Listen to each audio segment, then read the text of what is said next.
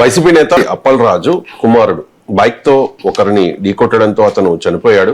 కేసును తప్పుదోవ పట్టించి కుమారుడిని కాపాడే ప్రయత్నం చేశారు సీదిరి అప్పల్ రాజు అనేది ఆయన మీద ఉన్న ఆరోపణ. ఈ అంశం మీద జగన్మోహన్ రెడ్డి కూడా మాట్లాడారు. సార్, కూటమి ప్రభుత్వం 18 ఏళ్ల పిల్లాడిపై కక్ష కట్టింది అంటూ జగన్ ఆరోపించారు. సిదిరి అప్పల్ రాజు కొడుకు 18 ఏళ్ల పిల్లోడు. సిదిరి అప్పల్ రాజు డాక్టర్, పలాస ఎమ్మెల్యే, మంత్రి, ఫిషింగ్ మంత్రి మన ప్రభుత్వంలో. సిదిరి అప్పల్ రాజు కొడుకు 18 ఏళ్ల పిల్లోడు. బైకు తోలుతా ఉండి కర్మవశాత్తు బైకు తోలుతా ఉండి ఎవరిలో గుద్ది బైకు తోలుతా ఉండి ఒక మనిషి చనిపోయాడు. యాక్సిడెంట్లు అవుతా ఉంటాయి. చేసింది నేను కరెక్ట్ అని నేను చెప్పను.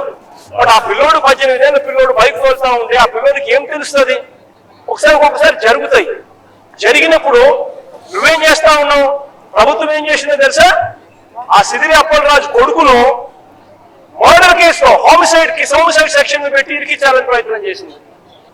నిజంగా ఈ ప్రభుత్వం మానవత్వం ఉందని అడుగుతా ఉన్నా. సిదిరి అప్పల్ రైట్, అంటే జగన్ రియాక్షన్ మీద లోకేష్ కూడా స్పందించారు. తల్లిదండ్రులకు ఆ బాధ్యత ఉండాలి. తెలంగాణలో ఒక కేంద్ర మంత్రి తన కుమారుణ్ణి ఒక కేసులో పోలీసులకు సరెండర్ చేశారు అని చెప్పి మాట్లాడారు లోకేష్. మాజీ మంత్రి వాళ్ళ కొడుకు యాక్సిడెంట్ చేశాడు. 18 సంవత్సరాలు. Is a major, is not a minor. 18 సంవత్సరాలు కుర్రోడు యాక్సిడెంట్ చేశాడు. యాక్సిడెంట్ చేసిన తర్వాత ఏం చేయాలి? బాబు ఆ క్షణంలో భయం ఉండుండొచ్చు. ఏం చేస్తాడు? ఇంటికి వస్తాడు. అప్పుడు తల్లిదండ్రుల పైన ఉన్న బాధ్యత ఏంటి? అరే నువ్వు చేసిన తప్పురా, అయిపోయింది, వెళ్దాం పోలీస్ స్టేషన్, వెళ్దాం, సరెండర్ చేసి న్యాయపరంగా ఏం చర్యలు తీసుకోవాలో అది తీసుకోండి అని చెప్పాలి. తెలంగాణలో ఇట్లనే ఒక కేంద్ర మంత్రి పైన కొడుకు పైన ఆరోపణలు వస్తే ఆ మంత్రి ఏం చేశాడు? వాళ్ళ అబ్బాయిని తీసుకెళ్లి నిలబెట్టాడు. లీగల్ రికోర్స్ ట్రై చేశాడు. దాని తర్వాత అబ్బాయిని తీసుకెళ్లి నిలబెట్టాడు. ఇదిగోండి మా అబ్బాయి సరెండర్ అవుతున్నాడు, న్యాయబద్ధంగా మేము పోరాడతాం అని చెప్పారు. ఏంటి సార్ తెలంగాణలో జరిగిన ఇన్సిడెంట్ తో ఆంధ్రాలో జరిగిన ఇన్సిడెంట్? ఒకటి ఫస్ట్ 2 పార్ట్స్. మొదటి పార్ట్ ఏమో జగన్ వ్యాఖ్యలు. సో ఏం తెలుస్తాయి 18 ఏళ్ల పిల్లవాడికి అని డిఫెండ్ చేయడం పూర్తిగా తప్పు. ఏం తెలుస్తాయి 18 పిల్లవాడు నువ్వు బండి ఎందుకు ఇచ్చావు, బండి మీద ఎందుకు పోయాడు అంటే ఎదుటివాడి నీకేమీ తెలియకపోవడం వల్ల ఎదుటివాడు ప్రాణం పోయింది కదా.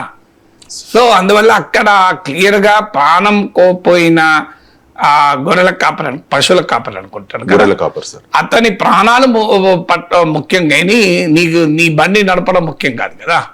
అందువల్ల ఖచ్చితంగా ఆ వ్యాఖ్య ఎలా ఉంది అంటే ఆ ప్రాణాల కన్నా కూడా ఈ బండి నడపడం అని సమర్థించినట్టుగా ఉంది. ఏం తెలుస్తాయి పిల్లవాడికి, 18 పిల్లవాడికి ఏం తెలియనప్పుడు నువ్వు బండి ఎందుకు నడిపనిచ్చావు? 18 ఏళ్ల వయసులో బండి ఇచ్చి బండి నడపడానికి అవకాశం ఇస్తే చట్టబద్ధంగా చర్యలు తీసుకోవాల్సిందే కదా. అయితే ఆ జగన్మోహన్ రెడ్డి రేజ్ చేసిన అంశం మర్డర్ కేసు పెడతావా, హోమిసైడ్ కేసు పెడతావా అది ప్రశ్నించవచ్చు. సో నీకు ఎందుకంటే నేను చాలాసార్లు చెప్పాను, టెస్ట్ ఆఫ్ ప్రపోర్షనాలిటీ ఉండాలి. అంటే చేసిన నేర తీవ్రతకు తగ్గట్టుగా కేసులు పెట్టాలి తప్ప ఇది బేసిక్ ప్రిన్సిపల్ ఇన్ జూరిస్ప్రుడెన్స్. న్యాయ సూత్రాల్లో ప్రాథమిక సూత్రం ఏంటంటే proportionality.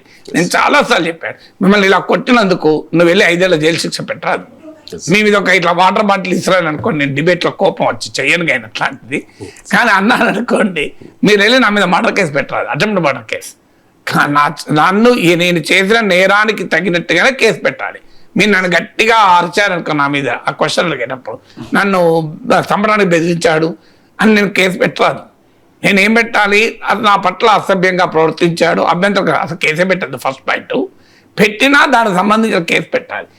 This is N accident. First ఇది యాక్సిడెంటా, క్రిమినల్ నెగ్లిజెన్సా అనేది ఎస్టాబ్లిష్ చేయాలి. అతను లైసెన్స్ ఉందా, ఏజ్ ఉందా, ఇవన్నీ చేసి చట్టబద్ధంగా చర్యలు తీసుకోవాల్సిందే. కానీ ఇమీడియట్గా అతను సిదిరి అప్పల్ రాజు కొడుకు గనక, ఆయన వైసీపీ ఎమ్మెల్యే కొడుకు గనక నేను తీవ్రమైన మర్డర్ కేసు పెడతాను, హోమిసైడ్ కేసు పెడతాను అంటే తప్పే. అది పెట్టుంటే ఖచ్చితంగా తప్పు, దాన్ని ప్రశ్నించచ్చు జగన్. ఆ ప్రశ్నించే క్రమంలో ఎక్కడి దాకా పోయాడు, ఆయనకి ఏం తెలుస్తాయి? మరి ఏం తెలియనివాడు ఎందుకు బండి నడిపిండు? సో అది కాదు కదా. ఆంధ్రప్రదేశ్లో ఇదో కల్చర్ అయిపోయింది.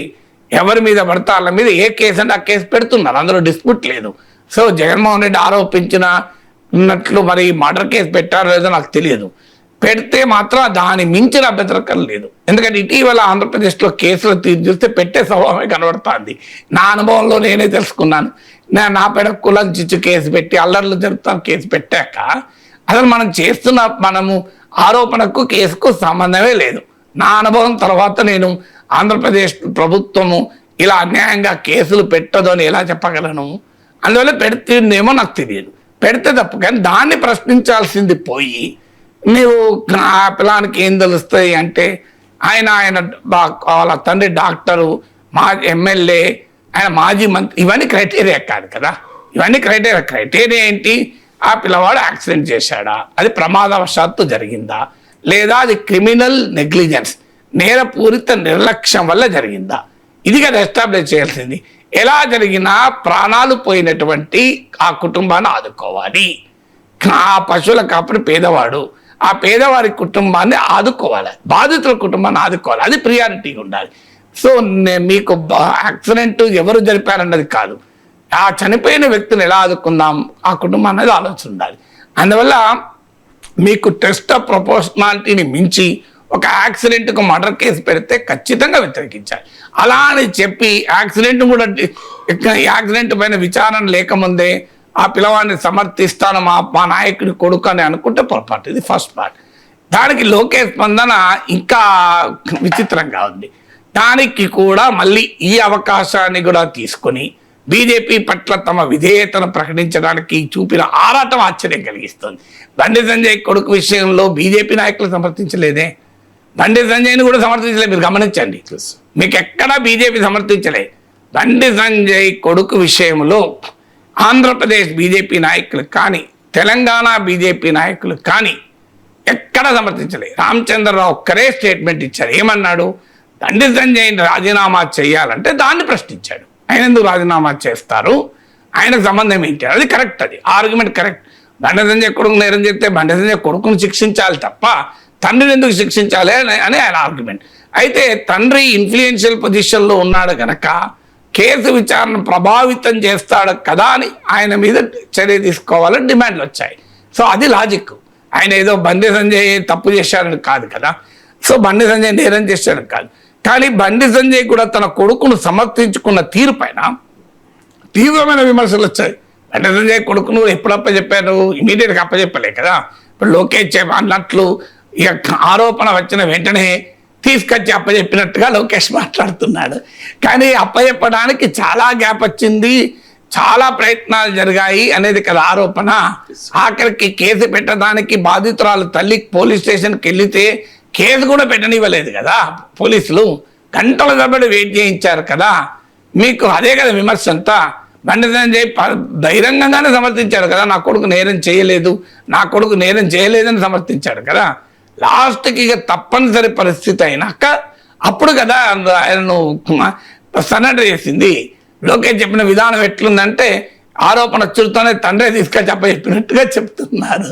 సో అందువల్ల జరిగిన కేసు అంటే అక్కడ కూడా మళ్ళీ ఏంటి, బీజేపీకి more loyal than the BJP leaders, BJP నాయకుల కన్నా మేమే ఎక్కువ లాయల్ బీజేపీకి అనేటువంటి ప్రయత్నం జరగడం ఆశ్చర్యకరంగా. ఇప్పుడు ఏమవసరం తెలంగాణతో పోల్చి చెప్పడం అంటే ఏ అవకాశం చిన్నది దొరికినా బీజేపీ పట్ల మా భక్తి శ్రద్ధల్ని ప్రదర్శిస్తాం. బీజేపీ నాయకులు కూడా చూపుతలేరు ఆ మాట. మా అమిత్ షా ఏమన్నంటే మేము ఊరుకోం అని మీరు ముందుకు వచ్చారు, బీజేపీ నాయకులు ఊరుకున్నా మేము ఊరుకోం. సో అందువల్ల బండి సంజయ్ విషయంలో బీజేపీ నాయకులు మాట్లాడకపోయినా మేము మాట్లాడతాం, మేము సమర్థిస్తాం, మేము వస్తాం అని ఈ తాపత్రయం విచిత్రంగా ఉంది.